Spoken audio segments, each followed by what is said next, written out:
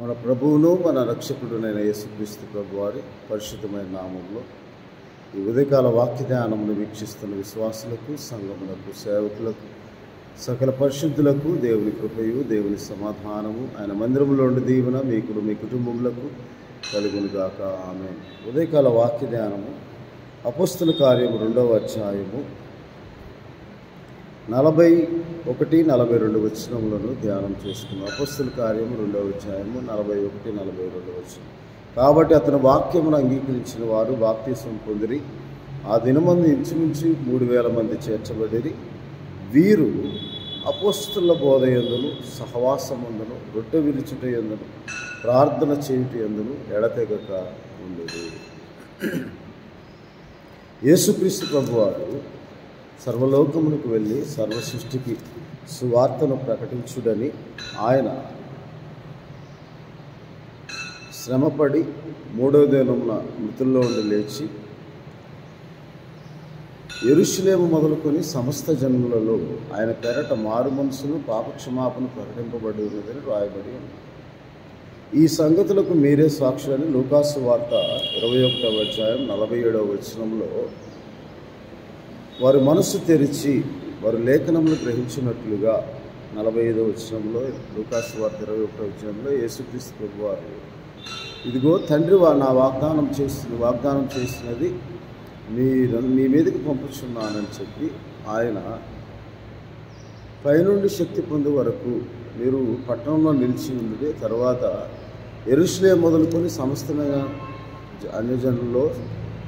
జనముల్లో ఆయన పేరట మారు మనసు పొంది పాపక్షమాపణ పొందాలని మార్కు సువార్త 16వ అధ్యాయంలో ఇలాగ దేవుని వాక్యంలో 15వ వచనం, మరియు మీరు సర్వలోకములకు వెళ్ళి సర్వ సృష్టికి సువార్తను ప్రకటించుడి, నమ్మి బాప్తీసం పొందినవాడు రక్షింపబడును అని దేవుని వాక్యంలో రాయబడింది. అలాగే వారు యేసుక్రీస్తు ప్రభువును కూర్చిన సువార్తను, రక్షణ సువార్తను ప్రకటిస్తూ పెంతెకొస్తు దినాన వారు పరిశుద్ధాత్మతో నిండిన వారై ఆ ఆత్మ వారికి వాక్శక్తి అనుగ్రహించిన కొలది అన్య భాషలతో మాట్లాడచ్చు. యూదులు, ప్రతి జనములో వచ్చిన యూదులు ఆ కాలంలో యెరూషలేములో కాపురం ఉన్నారు. అప్పుడు ప్రతివాడు వీరు మాట్లాడినప్పుడు ప్రతివాడు తాను పుట్టిన భాషలో వీరు మాట్లాడటం విని ఇదేమీ అనుకుంటూ ఉన్నారు.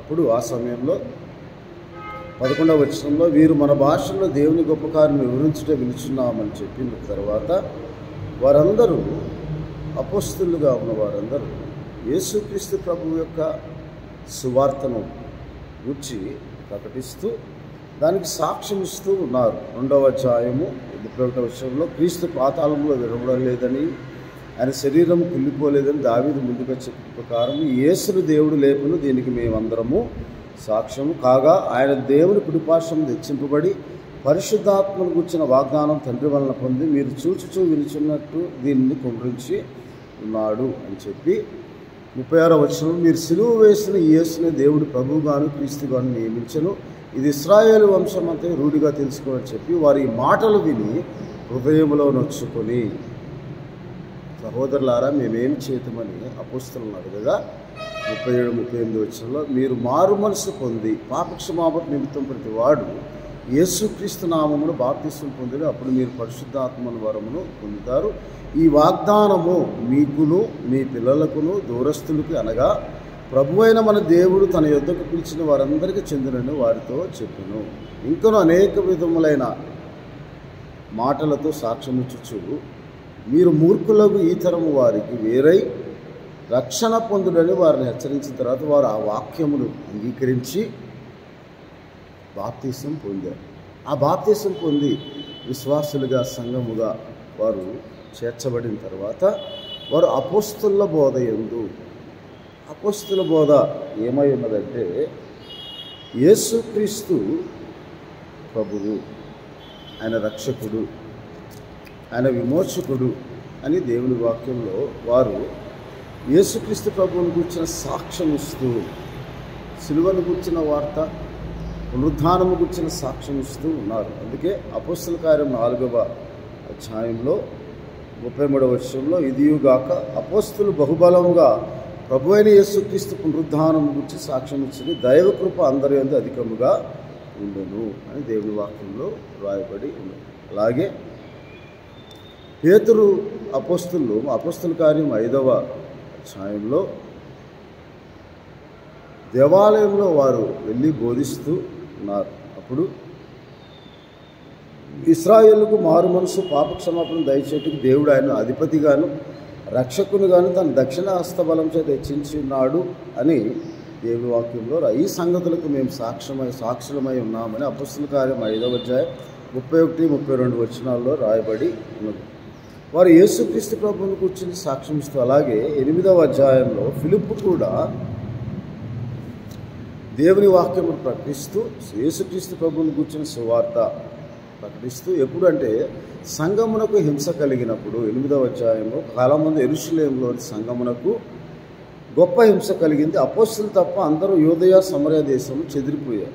ఆ చెదిరిపోయిన తర్వాత స్టెఫను సమాధి చేయబడి స్టెఫను హతసాక్షిగా మారిన తర్వాత 4వ వచనంలో, కాబట్టి చెదిరిపోయిన వారు సువార్త వాక్యమును ప్రకటించి సంచారం చేసేది. అప్పుడు ఫిలిప్పు సమరయ పట్టణం వరకు వెళ్ళి క్రీస్తును వారికి ప్రకటించుచూ ఉండెను. యేసుక్రీస్తు ప్రభువుని గురించిన సువార్త ప్రకటింపబడి ఉన్నది.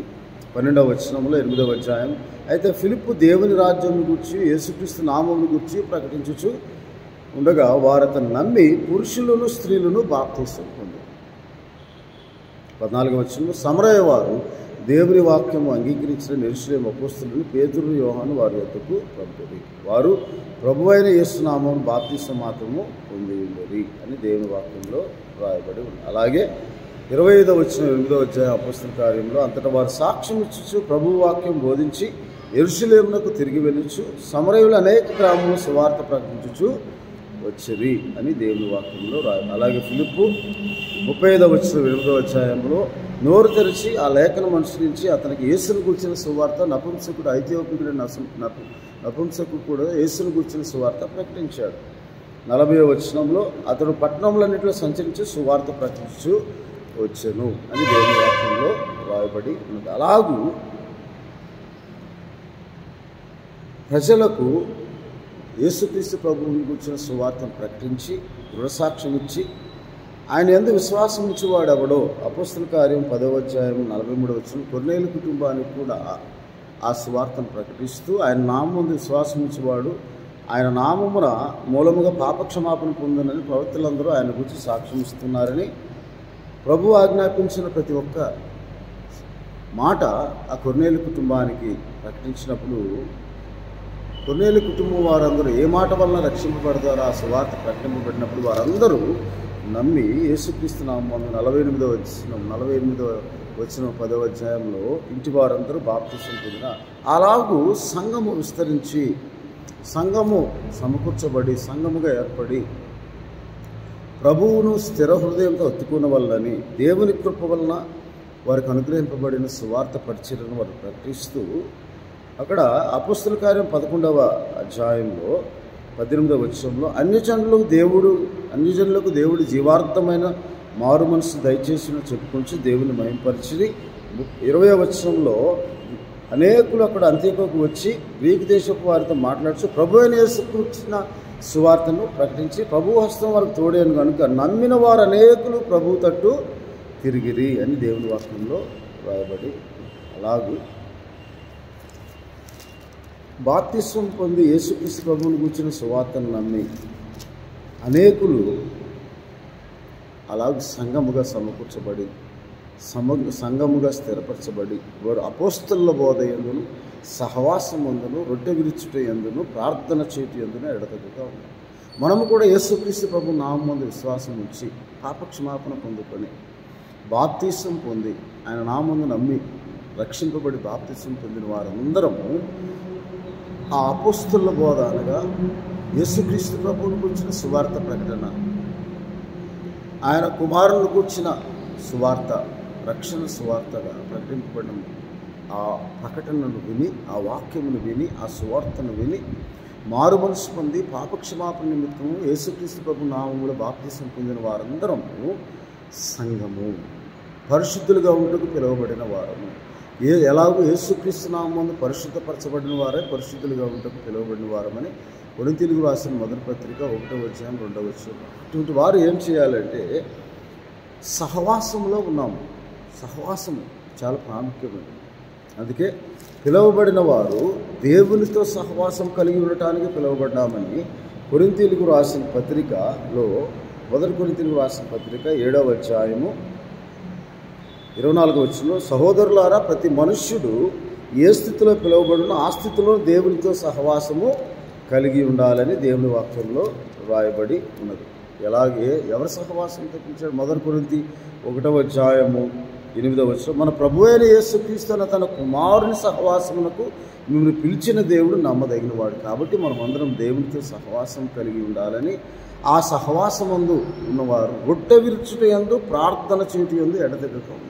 రొట్టె విరుచుట, రొట్టె అనగా యోహాను సువార్త, యేసుక్రీస్తు ప్రభు వారు యోహాను సువార్త 6వ అధ్యాయంలో ఆయన అంతేకాక ముందుగానే ఆయన అప్పగింపబడిన రాత్రి ఆ రొట్టె విరిచి ఆయన కృతజ్ఞతాస్తుతులు చెల్లించి తన శిష్యులకి ఇచ్చి, దీన్ని మీరు తీసుకొని తినుడి, మీలో మీరు పంచుకొని తినుడని ఆయన చెప్పిన ప్రకారము ఆ రొట్టె దేనికి సాదృశ్యంగా ఉన్నదంటే లూకాసు వార్తలో ఇలాగ దేవుని వాక్యంలో రాయబడి ఉన్నది. ఆయన అప్పగింపబడిన రాత్రి ఆయన ఒక రొట్టెను పట్టుకొని కృతజ్ఞతాస్తుతులు చెల్లించి లూకాసు వార్త 22వ అధ్యాయము ఇచ్చి, ఇది మీ కొరకు ఇవ్వబడుచున్న నా శరీరం, అదే రొట్టె, రొట్టె విరుచుట యందును అని దేవుని వాక్యంలో రాయబడింది. ఆయన రొట్టె విరిచి నన్ను జ్ఞాపకం చేసుకుంటగా దీన్ని చేయుడి, శిలువ మరణం ద్వారా నిలబెట్టబడిన నా శరీరంను జ్ఞాపకం చేసుకుంటగా దీన్ని చేయుడని యేసుక్రీస్తు ప్రభు వారు చెప్పారు ముందుగా. అలాగే మార్కు సువార్తలో కూడా 14వ అధ్యాయం 22వ వచనంలో, వారు భోజనము చేయుచుండగా ఆయన ఒక రొట్టెను పట్టుకొని ఆశీర్వదించాడు, అనేకులకు ఆశీర్వాదకరంగా. ఆ ఆశీర్వాదం పరలోక విషయంలో ఆత్మీయ ఆశీర్వాదంగా దేవుడు మనకు అనుగ్రహించి విరచి వారికిచ్చి, మీరు తీసుకొని తినుడి, ఇది నా శరీరము అని. ఆ రొట్టె విరుచుట యందు మనము సహవాసము, దేవునితో సహవాసం కలిగి ఉన్న వారముగా. అలాగే మత్తయి సువార్త 26వ అధ్యాయము 26వ వచనంలో, వారు భోజనము చేయుచుండగా యేసు ఒక రొట్టె పట్టుకొని దాన్ని ఆశీర్వదించి విరిచి తన శిష్యులకి, మీరు దీన్ని తీసుకొని తినుడి, తీసుకొని తినాలి. మనం అంటే ఆయన విరిచి ఇచ్చినప్పుడు దాన్ని తీసుకొని తినే యోగ్యత మనము యేసుక్రీస్తు ప్రభు నామముందు విశ్వాసం ఉంచడం ద్వారా, ఆయన సువార్తను వినుట వల్ల కలిగిన విశ్వాసము ద్వారా మనము ఆ పాపక్షమాపణ పొందుట ద్వారా, పాపక్షమాపణ నిమిత్తం మారుమనసు విషయమైన బాప్తీసం పొందుట ద్వారా మనం దాన్ని తీసుకుని తినే యోగ్యతను యేసుక్రీస్తు ప్రభు మనకు అనుగ్రహించాడు ఆయన శరీరం ద్వారా. ఇది నా శరీరం అని చెప్పింది. ఆ తర్వాత ఆయన ఒక గిన్నె పట్టుకొని కృతజ్ఞతాస్తుతులు చెల్లించి వారికిచ్చి, దీనిలోని మీరందరూ త్రాగుడి, ఇది నా రక్తం అనగా పాపక్షమాపణ నిమిత్తం అనేకుల కొరకు చెందింపబడుతున్న నిబంధన రక్తము, ఇది కొత్త నిబంధన వలన నా రక్తం అని చెప్పి మార్కు సువార్తలో మనం చదువుకుంటాం, లూకాసు వార్తలో మనం. అందుకే మన పాపములకు ఎన్నడూ ఆయన జ్ఞాపకము చేసుకొనకుండా మనము ఆ ఆశీర్వచనపు పాత్ర అంటాడు. మొదటి కొరింథీయులకు రాసిన పత్రికలో అపోస్తలుడైన పౌలు గారు ఇలాగంటాడు, ఆశీర్వచనపు పాత్రగా 10వ అధ్యాయము మొదటి కొరింథీయులకు రాసిన పత్రిక 10వ అధ్యాయం 16వ వచనంలో, మనం దీవించు ఆశీర్వచన పాత్రలో త్రాగుట క్రీస్తు రక్తంలో పాలు పుచ్చుకుంటే కదా, మనము విరుచు రొట్టె తినుట క్రీస్తు శరీరంలో పాలు పుచ్చుకుంటే అంటున్నాడు.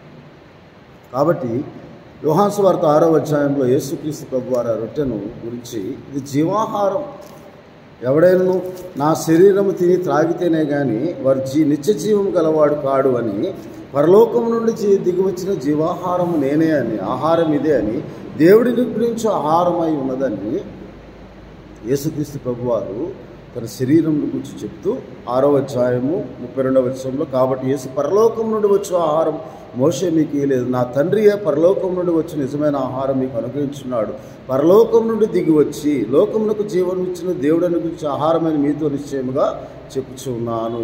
ఇట్లు 35వ వచనం, అందుకు యేసు వారితో, జీవాహారం నేను, నా యొద్దకు వచ్చేవాడు ఏమాత్రం ఆకలి కొనడు, నా యందు విశ్వాసం ఇచ్చేవాడు ఎప్పుడు దప్పికొనడు అని దేవుని వాక్యంలో రాయబడి ఉన్నది. 49-50 వచనాలు, పరలోకం నుండి దిగి వచ్చిన ఆహారం నేదే, పరలోకం వచ్చి దిగి వచ్చి జీవాహారము నేనే, మరియు నేను ఇచ్చే ఆహారం లోకమునకు జీవము కొరకైనా నా శరీరమే.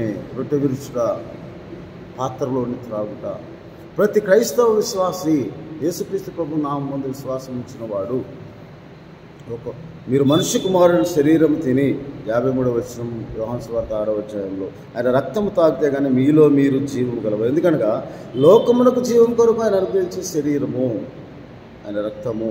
నా శరీరం తిని నా రక్తం తాగువాడు నిత్య జీవం గలవారు. నా శరీరము నిజమైన ఆహారము, నా రక్తము నిజమైన పానమై ఉన్నది. కాబట్టి మనము ఎడతెగక ప్రార్థన యందు సహవాసమందును రుచి విరుచుట యందును ఎడతెగక ప్రార్థన ఎందుకు చేయలేదు? మన ఆత్మ ఆరిపోకుండా, మన భక్తిహీనులము కాకుండా, మన అవిశ్వాసంలో పడిపోకుండా, అవిశ్వాస భ్రష్టులము కాకుండా, మొదటి నుండి మనం ఏ విశ్వాసంలో జీవిస్తూ ఉన్నామో అనేక శ్రమలను బట్టి, శోధనలు బట్టి, ఇబ్బందులను బట్టి క్రీస్తు మన కొరకు పడిన శ్రమను మనం జ్ఞాపకం చేసుకుని మన ఆత్మ ఆరిపోకుండా మనం ఎడతెగక ప్రార్థన యందును రొట్టె విరుచుట యందును సహవాసమందును ఎడతెగక ఉన్నట్లుగా అపోస్తుల బోధ యందును సువార్తలో వినిన సువార్త నుండి కలిగి ఉన్న నిరీక్షణ నుండి తొలగిపో. కొలస్సీ పత్రిక 1వ అధ్యాయం 23వ వచనంలో పునాది మీద కట్టబడిన వారి ఆకాశము కింద నుండి మీకు ప్రకటింపబడిన సువార్త వలన కలుగు నిరీక్షణ నుండి తొలగిపోక స్థిరముగా ఉండిన ఎడల సహవాసమందు స్థిరముగా ఉండాలి, కదలని వారుగా ఉండాలి, ప్రభు కార్యాభివృద్ధిని ఆసక్తులై ఉండాలి.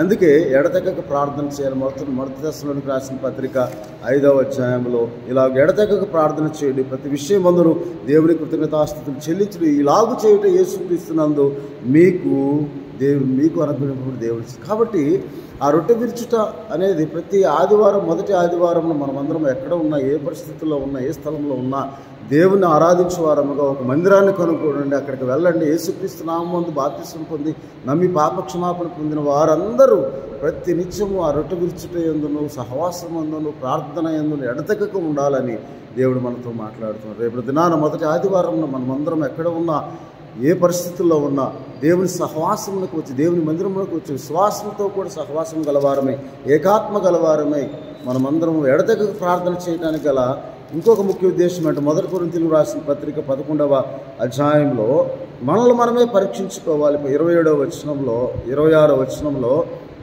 మీరు రొట్టెను తిని ఈ పాత్రలోని త్రాగినప్పుడల్లా ప్రభు వచ్చే వరకు ఆయన మరణం ప్రచారం చేయుతురు. కాబట్టి ఎవడో అయోగ్యముగా ప్రభు యొక్క రొట్టె తిన్నో లేక పాత్రలోని త్రాగునో వాడు ప్రభు యొక్క శరీరము గుర్చి రక్తమును గుర్చి అపరాధి అగును. కాబట్టి ప్రతి మనుష్యుడు తను తాను పరీక్షించుకున్న వలన అలాగు చేసి ఆ రొట్టెను తిని ఆ పాత్రలో ఎడతెగక ప్రార్థన ద్వారా మన అయోగ్యతను దేవా మన్నించిన పాపమును క్షమించి మనం మానవ రీతిగా అనేక విషయంలో తప్పిపోతూ ఉంటాము. కానీ ఆయన సన్నిధిలోకి వచ్చి ప్రార్థన చేసి మనం పరీక్షించుకొని మన విశ్వాసంలో ఉన్నామో లేదో, విశ్వాస ప్రశ్నలమై ఉన్నామో మనం పరీక్షించుకొని ఆ ఆశీర్వచన పాత్రలో మనం చేయివేయాలని, అదే ఎఫెసీయులకు రాసిన పత్రిక 1వ అధ్యాయంలో తండ్రి అయిన దేవుడు స్తుతింపబడును గాక, ఆయన పరలోక విషయంలో మనకు ప్రతి క్రీస్తునందు పరలోక విషయంలో ఆత్మ సంబంధం ప్రతి ఆశీర్వాదం అనుగ్రహించాడని దేవుని వాక్యంలో రాయబడిన ప్రకారం ఎఫెసీ పత్రిక 1వ అధ్యాయం 3వ వచనంలో మనమందరము అలాగూ ఆత్మ సంబంధమైన ప్రతి ఆశీర్వాదం, ఈ ఆశీర్వచన పాత్రలో మనం సహవాసంలో ఎడతెగక ఉండాలి. రొట్టె విరుచుటను ఎడతెగకుండా ప్రార్థనలు ఎడతెగక ఉన్నప్పుడే సంఘములకు క్షేమాభివృద్ధి మీకు దీవెనకరం. కాబట్టి మనము పరలోక విషయంలో ఆత్మ సంబంధం ప్రతి ఆశీర్వాదం క్రీస్తునందు పొందుకున్నట్లు మనం పరీక్షించుటకు ఎడతెగక ప్రార్థించుకొని దేవుని సన్నిధిలో మనం పరీక్షించుకొని మన అయోగ్యతను మన్నించి అపనమ్మకమును బాగు చేసుకొని అవిశ్వాసమును బాగు చేసుకొని విశ్వాసంలో స్థిరముగా కదలని వారముగా ప్రభు కార్యాభివృద్ధి ఆసక్తులే ఉన్నప్పుడు మనకు క్షేమాభివృద్ధి కలుగుతుంది. ఎడతెగక ఏక మనసుతో ఏకాత్మతో మనం ప్రార్థించేవారుగా ఉండాలని, అలాగు చేసి ఆశీర్వచన పాత్రలో ఆయన శరీరంలో సాదృశ్యమైన రొట్టెను, ఆయన రక్తంలోకి సాదృశ్యమైన ద్రాక్షారసంలో మనం పాలివారమై ఉండాలని, నా శరీరం తినే నా రక్తం తాగువాడు నిత్యజీవం గలవాడని దేవుని వాక్యం, నిజమైన ఆహారం నిజమైన పానం నా ఎదుకు వచ్చేవాడు అన్నాడు, ఆకలి కొనడు దప్పి కొనడు అని యేసుక్రీస్తు ప్రభువు చెప్పిన మాట ప్రకారం మనమందరము బోధయందు అది దేవుని వాక్యమని విశ్వసించి, మనుషుల వాక్యమని కాక దేవుని వాక్యం విశ్వసించి అంగీకరించినప్పుడు మనము సహవాసం ఎందును రొట్టె విరుచుట ఎందును ఎడతెగక ప్రార్థన ఎందును మనము ఆసక్తి కలిగి ఉంటామని దేవుని వాక్యం రాయబడిన ప్రకారం రేపటి దినాన మొదటి ప్రభు దినం అందరూ కుటుంబములుగా చేరి యేసుక్రీస్తు నామమున ముందు బాప్తిసం పొందిన వారు, అలాగే బాప్తిసం కొరకు సిద్ధపడుతున్న వారందరూ ప్రార్థనాపూర్వకంగా ఎడతెగంగా మనం సిద్ధపరచుకోవాలి. దేవుడు ఉదయకాల సమయంలో మనతో మాట్లాడి కృపను అతి ఆత్మను దేవుడు మీకు దయచేయును గాక. ఆమేన్. ప్రభువానికి స్తోత్రాలు తండ్రి. అవును తండ్రి, మానక ప్రార్థించేవారు, ఎడతెగక ప్రార్థించేవారు, విసుకక ప్రార్థించేవారు, మమ్మల్ని పరీక్షించుకుంటూ రొట్టె విరుచుటే అందును సహవాసం అందును ఎడతెగక ఉండి మీతో కూడా సహవాసము కలిగి మీ సన్నిధిలో చేరి మీ నామను స్తుతించి ప్రార్థించి మీ నామను కొనియాడి గణపరిచే భాగ్యం దాచి పాప క్షమాపణ కొరకు విషయమైన బాప్తీసం, మారు మనుషుల విషయమైన బాప్తీసం కొరకు సిద్ధపడుతున్న వారు మీరు జ్ఞాపకం చేసుకుని అలాగే బాప్తీసం అనేకులు పొంది నమ్మి రక్షింపబడినట్లు సహాయం దయచేయమని ప్రభా, చదవబడిన లేఖన భాగం నెరవేరబడినట్లు సహాయం దయచేయండి. యేసుక్రీస్తు ప్రభు వారి పరిశుద్ధమైన నామం ప్రార్థిస్తున్నాను తండ్రి, ఆమె. తండ్రి అయిన దేవుని ప్రేమ, ప్రభువును రక్షకుడైన యేసుక్రీస్తు వారి కృప, పరిశుద్ధాత్మని చాదన విడుదల వీక్షిస్తున్న మీ అందరికీ దేవుని కృపా సమాధానం తోడై ఆయన మందిరంలో దేవుని అనుగ్రహించి మిమ్మల్ని మీ కుటుంబంలో ఆశీర్వదించును గాక. ఆమె. దేవుడు మిమ్మల్ని దీవించును గాక. ఆమె.